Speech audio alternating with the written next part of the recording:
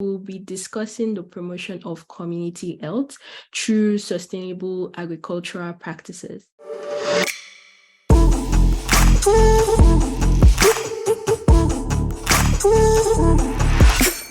Welcome to the Sustainability Nugget podcast. I am Rarasu Maraibi.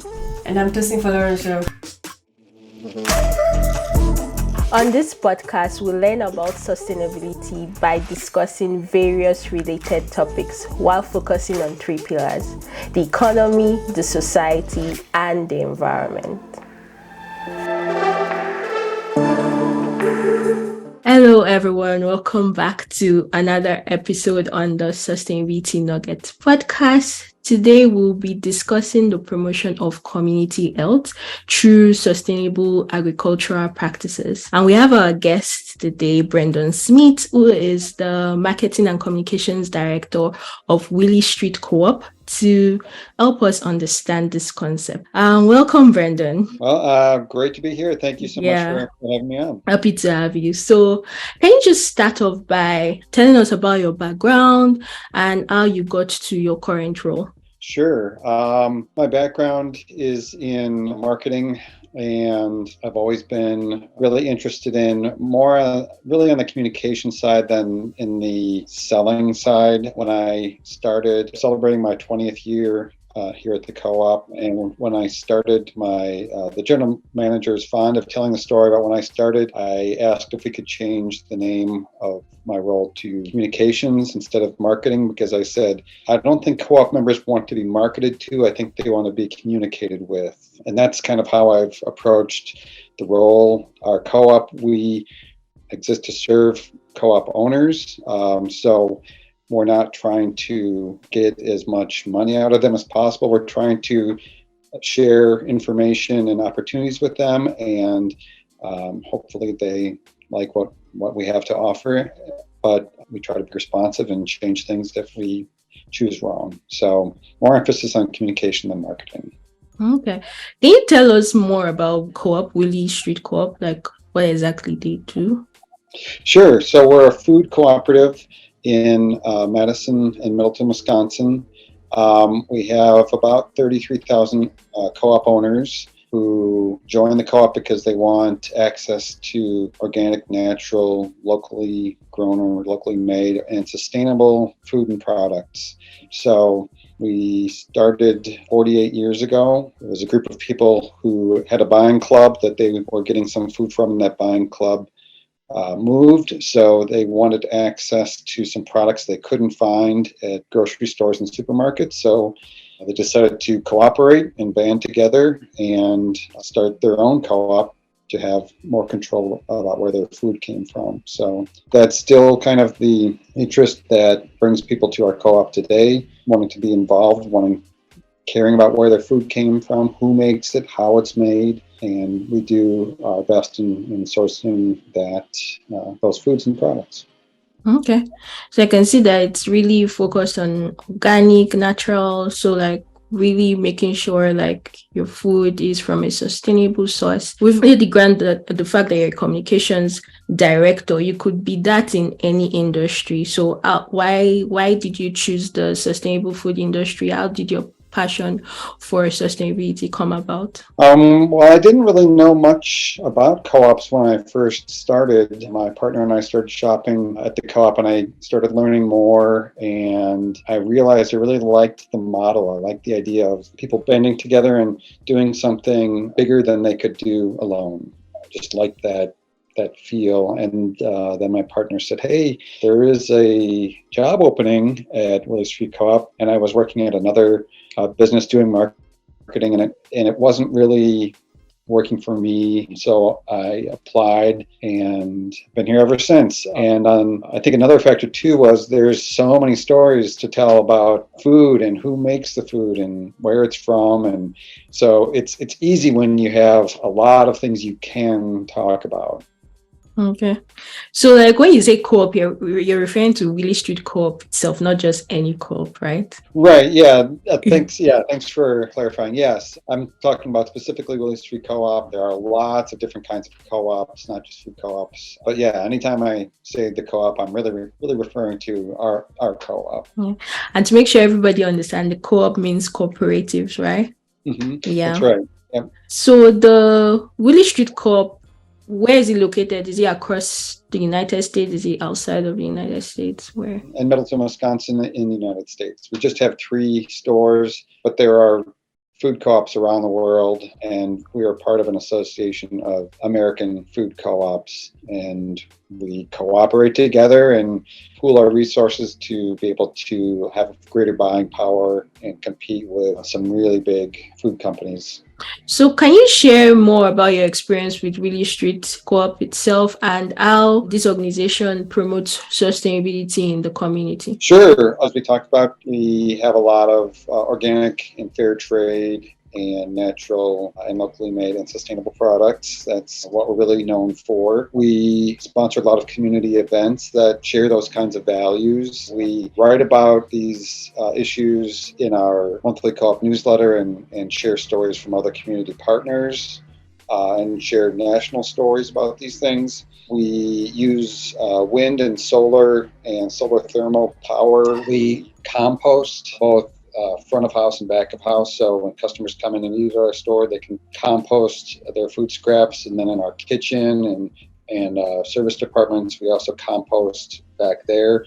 So we try to have as little food waste as possible between composting and what we call our staff free box food that's still totally fine, but we can't sell. We make available for staff, and then we also donate food to food pantries and other similar organizations. So we try to throw away almost no food. That's awesome. Willy Street Co-op is like a grocery store, but yes. The fresh foods are, you make sure they're from like farmers that practice sustainable agriculture, right? Yeah, as much as possible. We do offer some conventional produce, especially when organic produce prices can be high out of season or when there are some weather events that make them higher priced. But we really focus on local as much as we can and organic as much as we can. Yeah, so for someone listening or watching that hasn't heard the term sustainable agriculture, how would you explain that? Sure. So I would say one aspect is minimizing pesticides and ideally having no synthetic pesticides, and trying to, that really helps with the groundwater, keeping the groundwater clean, which helps for the greater community, and herbicides as well. And I would say size of the farm. There are some very large farms, even large organic farms. And when you get to that scale, you can have a single crop, and single crops can be more vulnerable to disease because it can just sweep through the entire crop. It can harm the soil if you're just growing one crop over and over and not replenishing the soil and keeping it in good shape. And I think those are probably the biggest things that I can think of. I guess inputs to what you're adding to the soil to help it regenerate. Ideally, planting a cover crop or letting it lie fallow to give it some time to regenerate rather than trying to extract as much as you can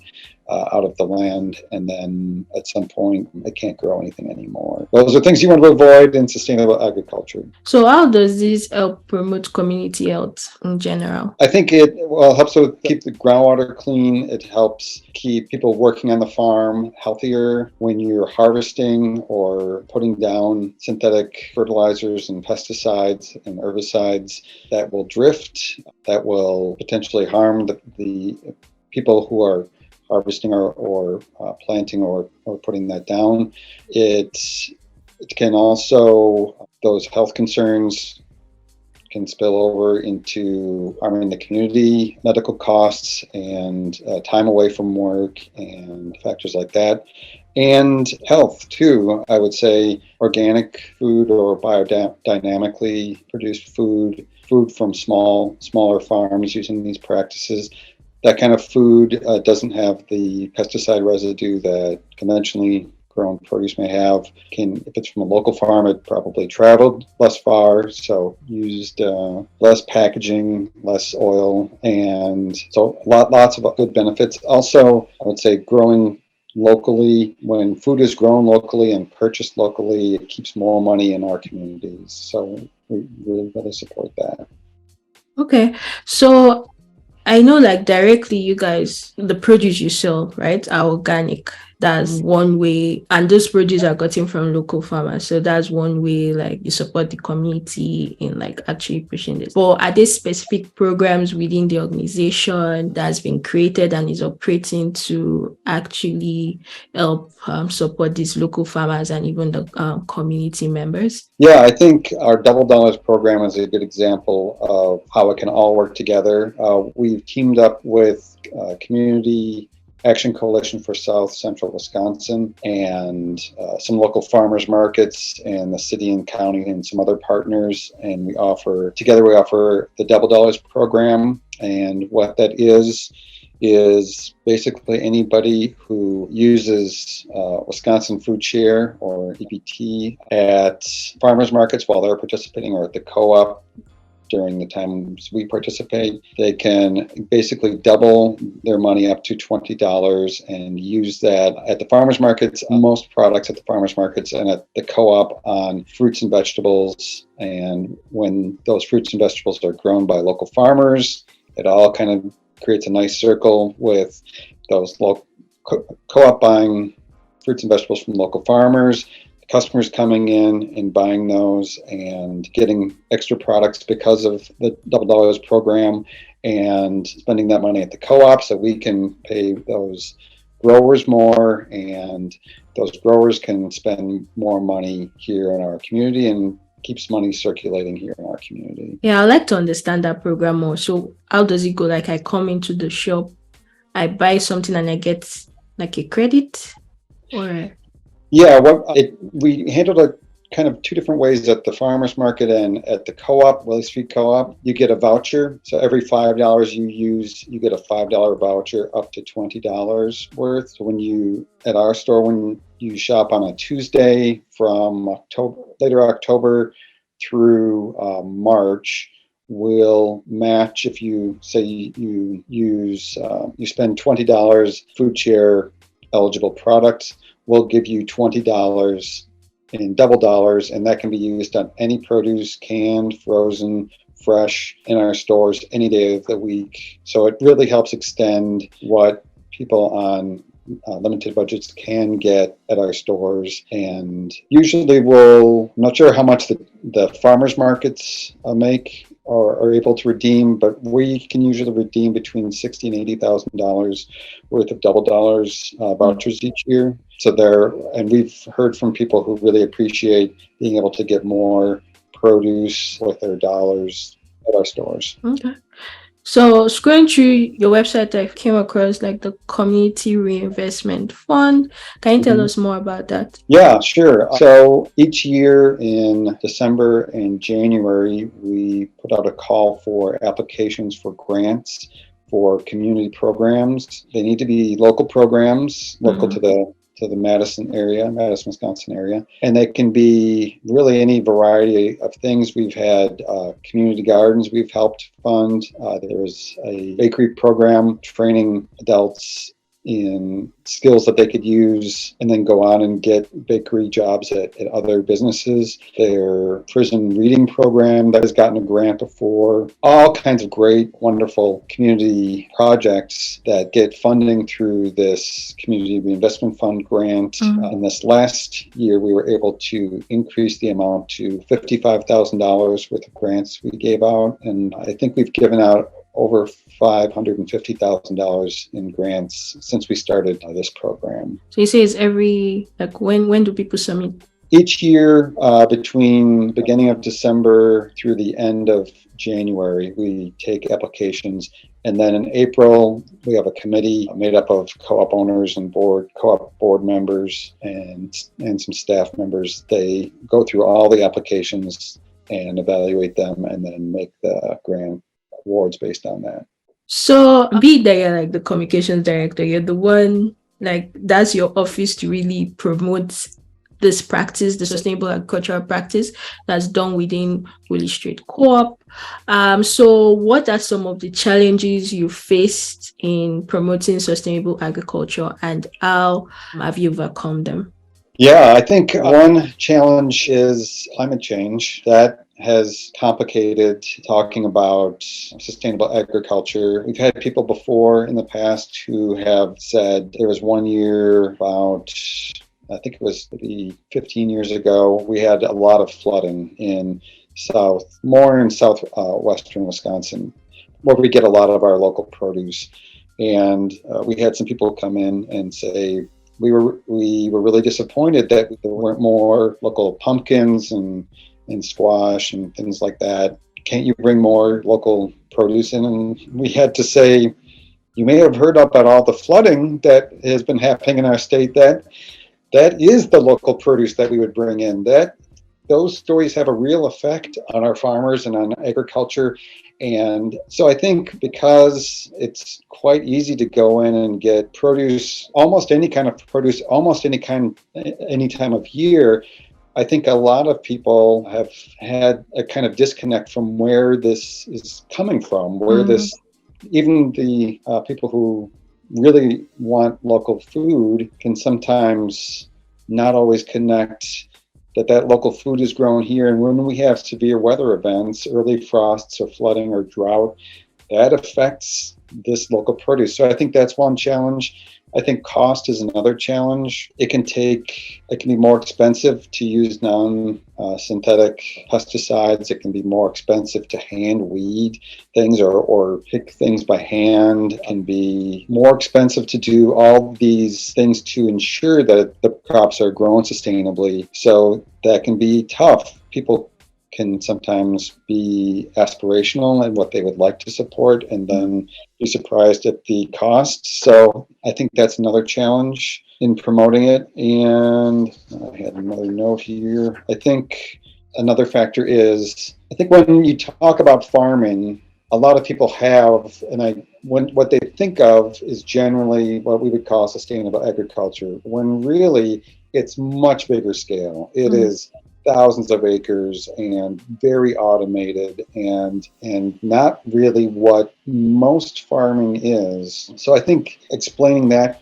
can be sometimes challenging. When we talk at Willy Street Co-Op, when we talk about farming, we generally mean sustainable farming. And I think a lot of people have that picture in mind, but that's not what most farming is. And I think that can be tough to explain to people unless they're kind of tuned into sustainable agriculture and really understand what most agriculture is in the United States. So what strategies have you implemented in order to help raise the awareness of what sustainable agriculture really is and just get the community more involved? Yeah, I think when we can have farmers in to sample their products and talk about their products, that's great. It's tough. Farmers really don't have a lot of time for that. And that's some farmers don't really like that. They're not necessarily comfortable being in a store inside talking about their products when they could be outside growing their food and harvesting their food. But when we can do it, we like to do that. We'll have interviews and write articles about them, share photos. And we had each year in September, we celebrate Eat Local Month when about 3/4 of our produce is local. We had a nice highlight of our local farmers and they sent in pictures and could talk a little bit about themselves. And that was great to be able to do. Talking about these issues, what organic means, sustainable practices look like, sharing articles from national and regional sources as well, and kind of challenges they have going on, sharing articles about the Farm Bill. At any time the Farm Bill comes up for reauthorization, what are some things that sustainable agriculture advocates are hoping to get into the Farm Bill? What concerns do they have about what they see probably already going into the Farm Bill? And I think I always have to remind myself there are going to be a large number of people who just really that tuned in, and that's okay. we're one to talk to the people who do want to know more and are really interested.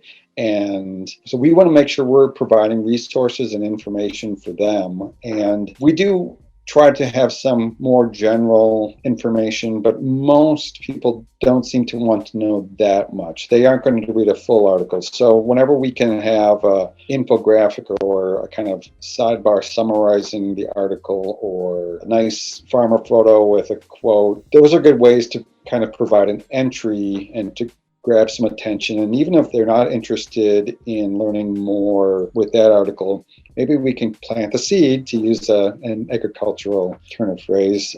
Maybe later on they can become more tuned into that and be more interested in the future. Can you tell us more about the Farm Bill?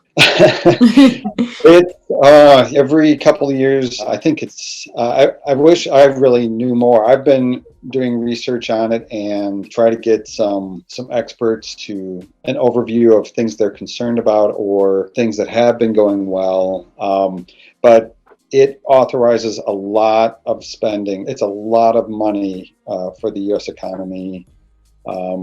It's authorized, and a lot of interest groups are looking for some consideration.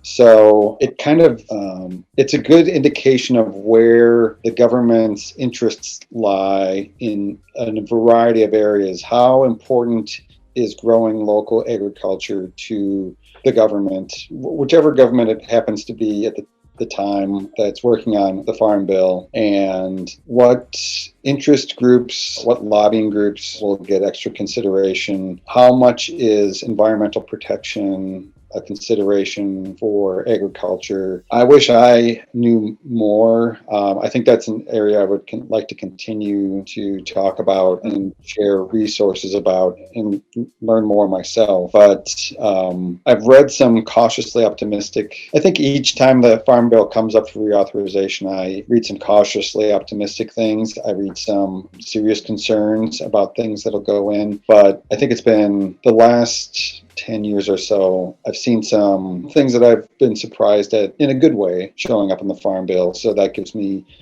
hope. And it seems like organics and sustainable agriculture overall has a place, not always as big a place as I think we would like, but a place in the Farm Bill and in the discussion. Yeah, so when I was asking for like challenges, you talked about how like due to flooding or drought, like you guys don't have enough produce. Also, I was wondering, like, does that even aid like the conversation? Because like these are effects of climate change, right? And going sustainable agricultural way is a way of like helping to fight climate change. So I'm just wondering if that ever comes in like your discussions or when you're raising awareness, discussing with customers and all. Yeah, we mentioned climate change a lot, and I do think it is the negative results that we see can sometimes be a good way to start talking about it. We've found that when talking about climate change, it helps if we can provide a suggestion about something you can do, whether it's write to your representative, your state, local representative, to encourage them to support something sustainable practices to help try to counteract the effects of climate change, or something sustainable you can do yourself, because we've found that articles that are just bleak people, at the very least, they feel let reading it, and at the worst, they start blocking it out, and they don't want to read more, which is exactly the opposite of what we want. We don't want that. So we found that it really helps to offer some steps people can take to do something and ideally make a change or help make a change. But it's a good tool, unfortunately, to be able to start talking about sustainability and sustainable agriculture and climate change and how those kind of abstract things can really affect what you can buy, how the welfare of farmers. I mean, there have been farmers that were affected by COVID too. There have been farmers that have been really affected by major weather. And that means, so if that farm goes under, that has a trickle-down effect in our whole community. I mean, that's one less family buying products in our community. That's that there's not spending money in our community, and we're losing a local farm. We're already losing a lot of local farms. It would be a shame to lose more. So yes, I'm glad you brought that up. It is a good, an unfortunate opportunity, and we try to talk about that when we can, and even kind of regular weather things. Frost. Occasionally we'll say, you may notice the quality of produce is not what you're used to at our stores. And there was an early frost in Florida where we get most of our produce from at this time of year. And so people can kind of start to draw that connection. Oh, I heard about something about a frost, and now I'm seeing this orange and it doesn't look as good as it usually does. Okay, I get it now. I think because you can get almost anything you want at almost any time, it's harder to make that connection, and increasingly hard. Even 10 years ago, I was seeing that, and it's just more and more. So does Willy Street Co-Op have any plan of expanding into other states? No, and in fact, we at the most, we would expand a little bit over into maybe a neighboring town at the most. But there are well over 100, I would say hundreds of food co-ops in the United States and many more around the world. And anybody, and there's a great organization. There are a number of organizations really that can help communities that are looking to start their own food co-op. There are new food co-ops starting all the time. It can take a while. It can take years and years, but each year that there are, I would say, I'm just guessing here, I would say there are at least 5 to 10 new co-ops, probably not 10,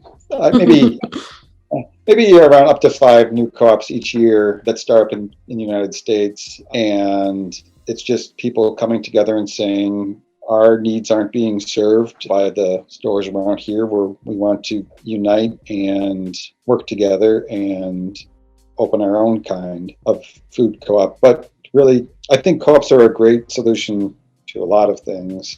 And I know there are farmer co-ops. Speaking of sustainable agriculture, there are farmer co-ops, and that's a great way to promote sustainability, between sharing equipment, to sharing seed, to sharing resources.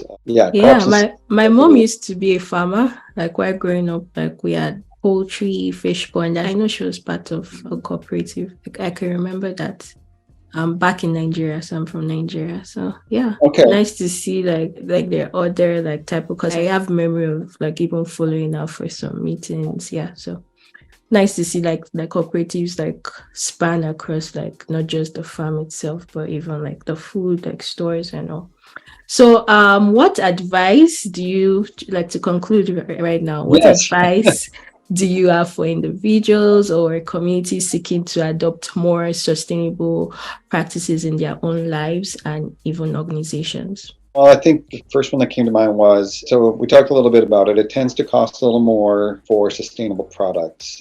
But, and so then it may be easy to say they cost more. Well, I can't do that. And non-sustainably made product to a sustainable product, that if everybody did that, it would have huge implications. It would change the entire food industry, and it would change a lot more than that too. It would change agriculture. It would change a lot of things. So it definitely doesn't have to be I can't switch everything I buy to being sustainable. Just one or two things. That's really make a big change. I would say also writing to companies who harvest things. Write to them, encourage them to use sustainable packaging, to source ingredients responsibly, to have responsible food production practices. And when I mentioned switching from something non-sustainably made to something sustainably made, those companies that get switched away from will have a big incentive to change to being more sustainable themselves. So that makes a big difference. And then I would say also reduce food waste where you can, compost if you can grow any of your own food, even herbs on the windowsill. That's great. Find more ways you can use more of the food that you buy, putting vegetable scraps in a pot, making stock, for example, or bones from meat if you eat meat. And there's a lot of our food in this country that goes to waste. So reducing the amount that gets thrown away, that will keep us more sustainable as well. And I guess also just share stories, share success stories of sustainability. If you see something that works, share it with another community, share it with another person. And I think it's not going to happen, change isn't going to happen by doing big things, because it's really tough for people to change their habits. It'll change from everybody doing a small thing. Yeah, just little by little. Yeah. So thank you very much, Brendon, for sharing your insights on sustainable agriculture and its role in promoting community health.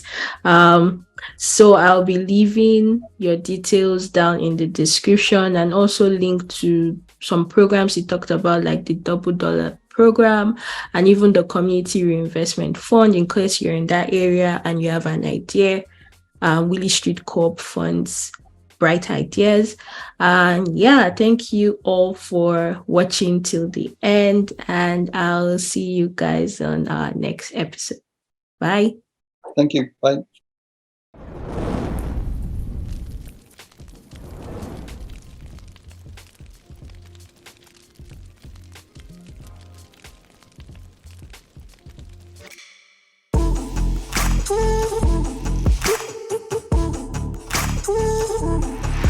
Thanks so much for listening to the Sustainability Nuggets podcast. I am Rarsu Maribi.